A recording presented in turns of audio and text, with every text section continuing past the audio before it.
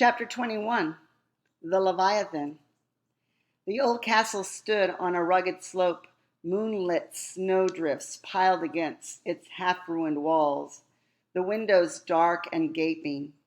Its battlements glistened with ice in the crystal-cold air, their ragged outlines blending into the rocks behind. Alec leaned back from the viewport. "What is this place?" "Do you remember your father's trip to Italy?" Count Volger asked. "To look for a new hunting lodge?"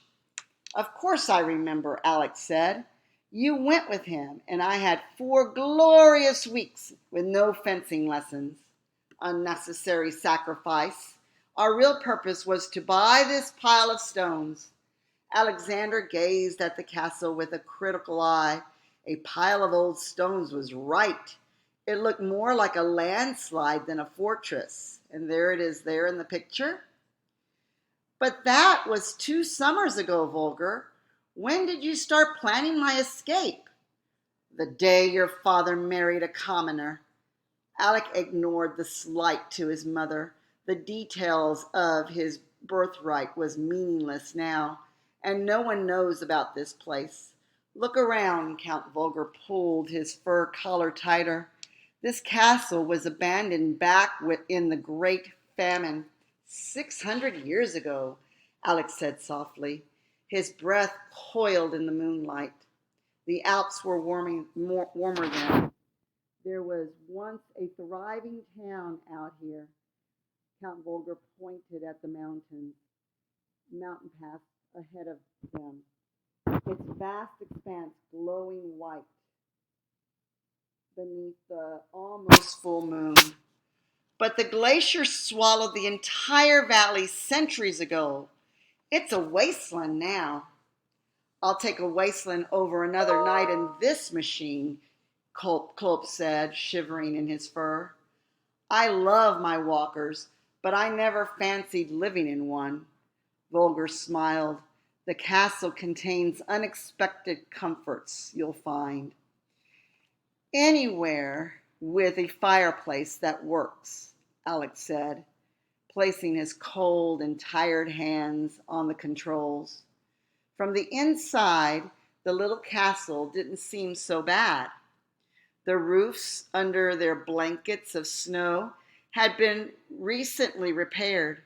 The outer walls were half fallen, but the courtyard stones were solid, holding up under the stormwalker's weight as it shuffled through the gate. Stacks of firewood lined the interior walls, and the castle's stables were full of provisions: smoked meat, barrels of grain, and neat stacks of military ration.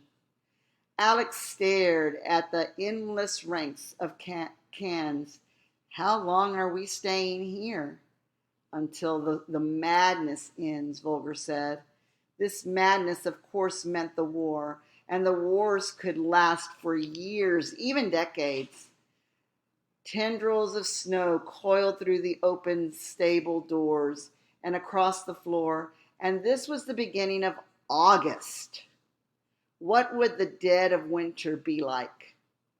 "Your father and I were very thorough," Volger said, obviously pleased with himself.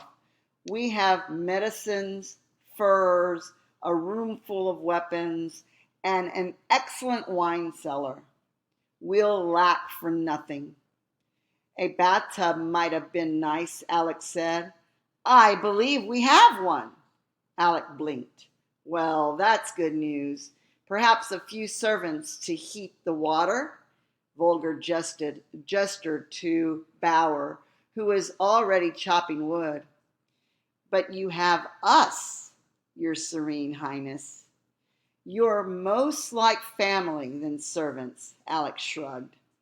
"All the family I've got, in fact. You're still a Habsburg. Don't forget that." Alex looked at the stormwalker crouched in the courtyard. On its breastplate was his family crest, the double-headed eagle, devised of mechanical parts as he was growing up. The symbol had always surrounded Alec on flags, furniture, even the pockets of his nightgown, assuring him of who he was. But now it only filled him with despair. Yes, a fine family, he said bitterly. They disowned me from the start. And 5 weeks ago, my granduncle had my parents killed. We can't be certain the emperor was behind that. And as for you, the wild count paused. What is it, Vulgar? Alec found himself in no mood for mysteries. You promised to tell me all your secrets once we got to Switzerland. Yes, but I didn't think we'd make it, Vulgar said quietly. Still, I suppose it's time you knew the truth. Come with me. Alec glanced at the other men, who were hard at work unloading the walker in the dark. Apparently, this secret wasn't meant for everyone. He followed Vulgar up the stone stairway set against the inner wall, which led to the castle's only tower. It was an unimpressive round parapet jutting out over the cliff, lower than the stable rooftops, but with a commanding view of the valley. Alec could see why Vulgar and his father had picked this place. 5 men and a stormwalker could defend it against a small army. If anyone ever found them there, that is. Already the icy wind was blowing loose, snow across the walkers' giant footprints, gradually erasing the signs that anything had come this way. Vulgar looked out along the glacier, his hands deep in his pockets. May I be frank? Alec laughed. Feel free to put aside your usual tact. I shall, Vulgar said. When your father decided to marry Sophie, I was one of those who tried to talk him out of it. So I have your dismal powers of persuasion to thank for my existence. You're very welcome. Vulgar made a formal bow.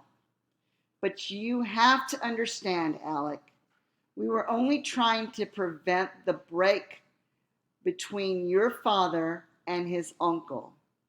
The heir to an empire can't simply marry someone he wants. Obviously, your father didn't listen, and the best we could do was a compromise, a left-handed marriage, so to speak. A polite way to put it, the official term was a morgantic marriage, which had always sounded like a disease to Alec. But there are ways to adjust such contracts, Vulgar said. Alec nodded slowly, remembering his parents' promises.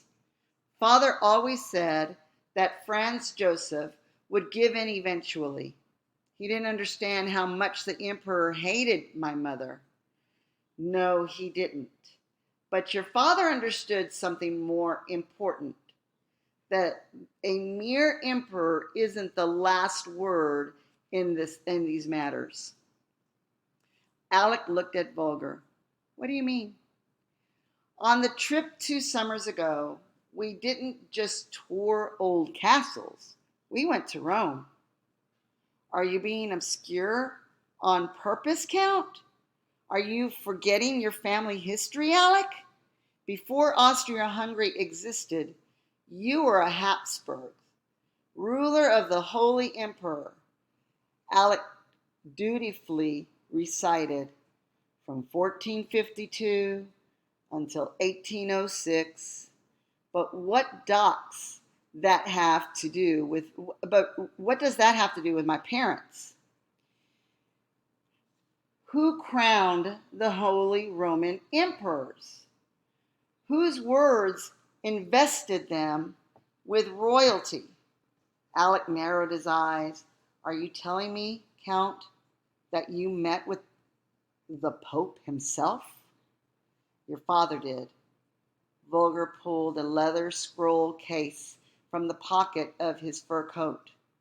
The result was this dispensation, an adjustment of your parents' marriage, with one condition, that your father keep it as a secret until the old emperor, your uncle, passed away.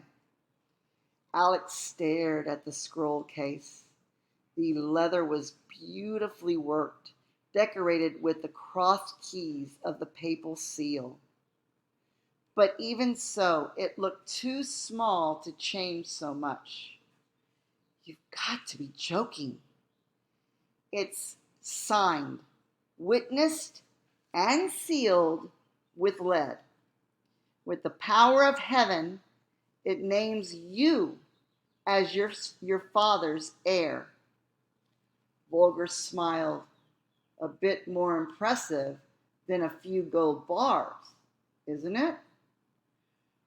One document gives me an empire? I don't believe you. You can read it if you want.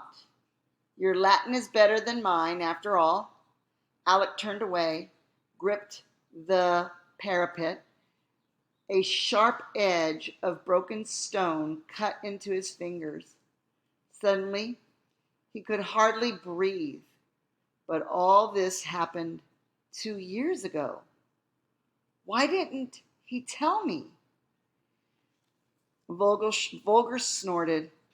Alexander, you don't trust a mere boy with the greatest secret of the empire. A mere boy. The moonlight on the snow was suddenly too bright, and Alex squeezed his eyes shut, his whole life unwinding inside him.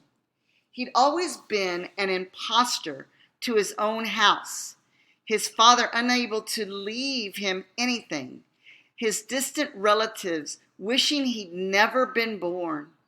Even his mother, she was the cause of it all. She'd cost him an empire, and somewhere deep down, that fact had always stood between them.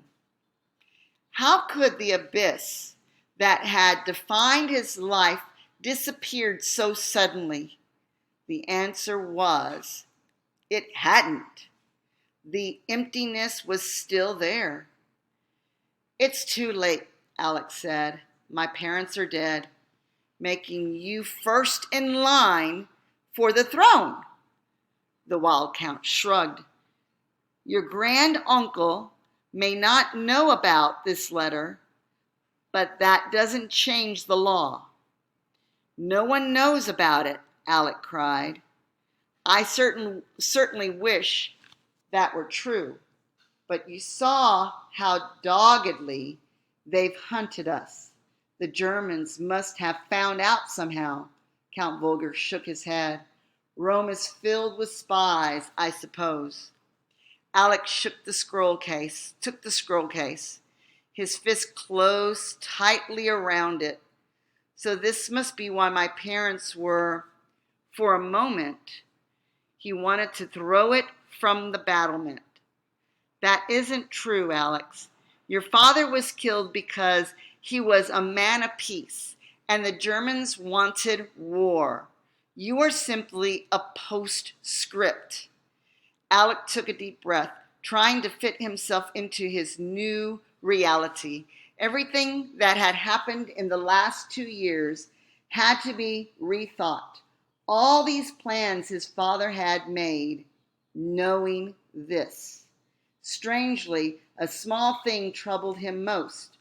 All this time, Volger, you've treated me like...